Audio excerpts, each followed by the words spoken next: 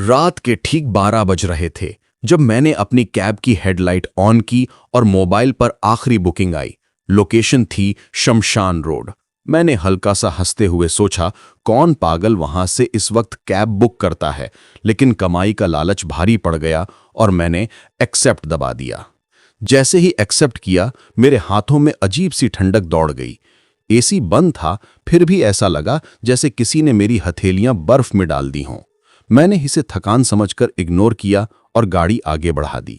सड़कें धीरे धीरे सुनसान होने लगीं, दुकानें बंद, चारों तरफ खामोशी और बीच बीच में कुत्तों के भौंकने की आवाज। जैसे ही मैं शमशान रोड के पास पहुंचा, मेरा नेटवर्क चला गया। तभी मैंने सड़क के किनारे एक लड़की को खड़ा देखा। सफेद कपड़े, बिखरे बाल, चेहरा झुका हुआ।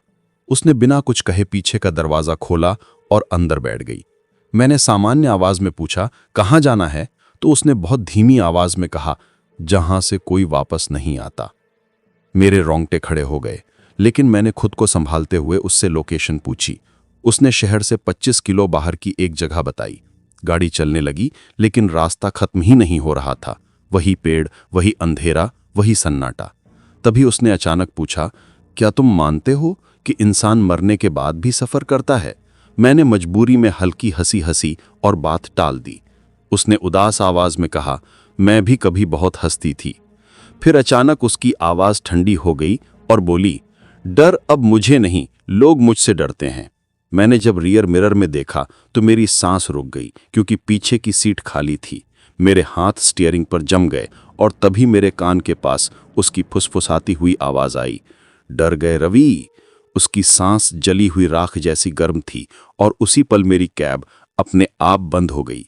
चारों तरफ घना अंधेरा छा गया और उसकी आवाज गूंजी, अब मेरी कहानी सुनो, फिर तुम्हारी बारी आएगी। अंधेरे में उसकी आवाज मेरे कानों में गूंज रही थी और मेरी पूरी शरीर अकड़ चुका था। मैं कुछ बोल नहीं पा रहा था, सांस लेने में तकलीफ हो रही थी।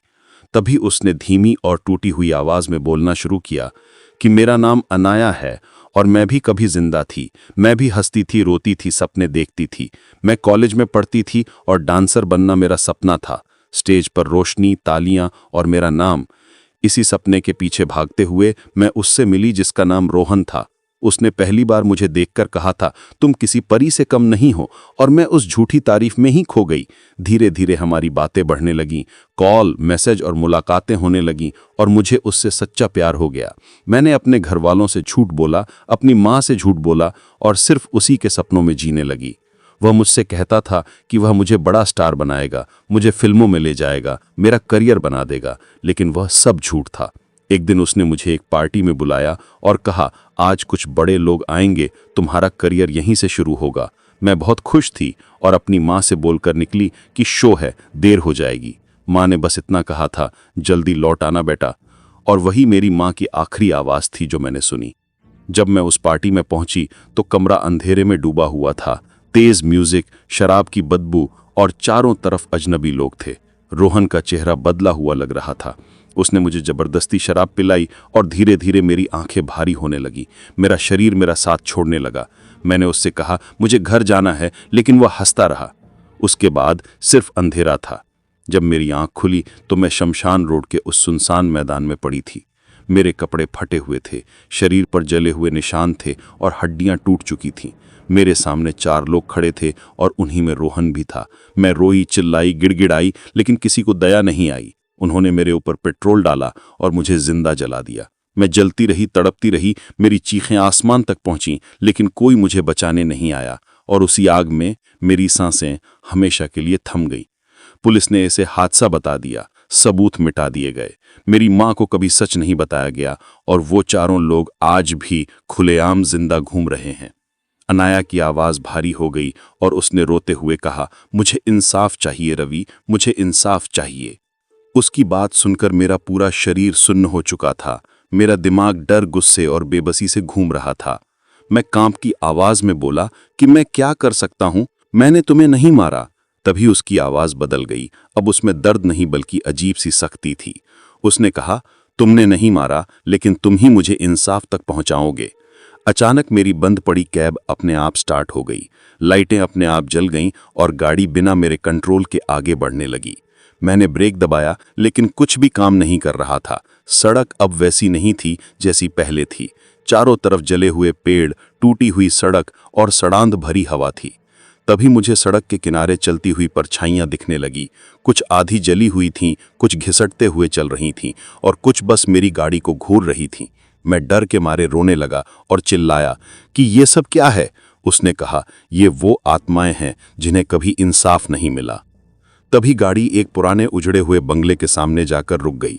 गेट अपने आप खुल गया और मेरे पैर अपने आप जमीन पर उतर गए, जैसे किसी ने मुझे खींच लिया हो। बंगले के अंदर घना अंधेरा, टूटी दीवारें और खून जैसी गंध थी।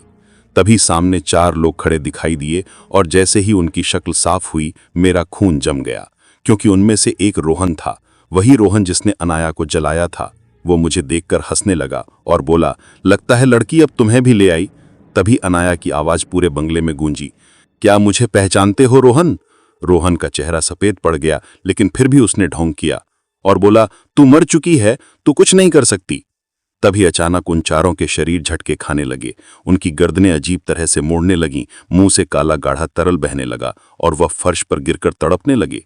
रोहन चीखते हुए बोला, मुझे माफ कर दे, मैंने गलती कर दी।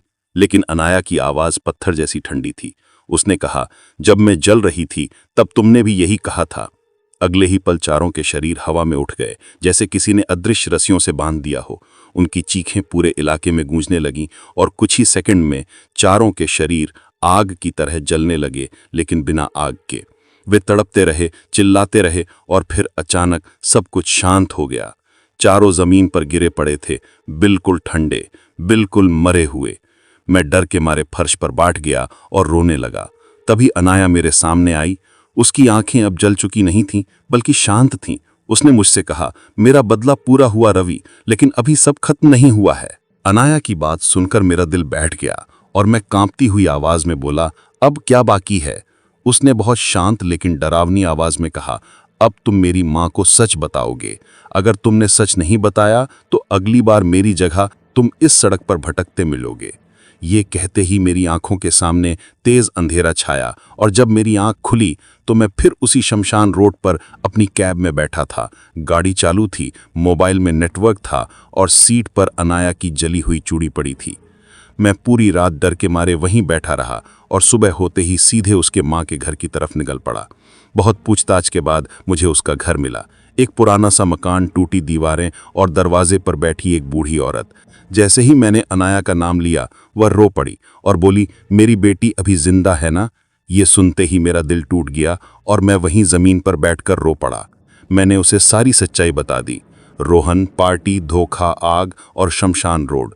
वह जोर जोर से रोने लगी और कहने लगी, मैंने कहा था जल्दी लौट आना। मैंने पुलिस को भी सब कुछ बता दिया। ये केस दोबारा खुला, मीडिया आई, जांच हुई और पहली बार दुनिया को अनाया की सच्चाई पता चली।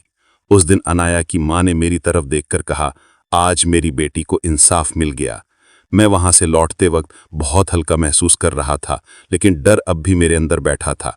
रात को मैं सोया तो ठीक 12 बजे मेरी नींद अपने आप खुल गई। कमरा ठंडा हो चुका था और मेरे कान के पास वही जानी पहचानी आवाज आई, धन्यवाद रवि। मैंने डरते हुए पूछा, क्या तुम्हें चैन मिल गया? उसने बहुत हल्की आवाज में कहा, हाँ, अब मैं जा रही हूं। जैसे ही मैंने आंख खोली, कमरे में कोई नहीं था, लेकिन मेरे तकिए के पास वही चूड़ी रखी थी। इस बार जली चुकी नहीं, बल्कि नई और चमकती हुई। उस दिन के बाद मैंने हमेशा के लिए रात में कैब चलाना छोड़ दिया। आज भी जब कोई शमशान रोड का नाम लेता है तो मेरे रोंगटे खड़े हो जाते हैं, क्योंकि मैंने अपनी आंखों से देखा है कि कुछ आत्माएं मरने के बाद भी सफर करती हैं, जब तक उन्हें इंसाफ नहीं मिल जाता।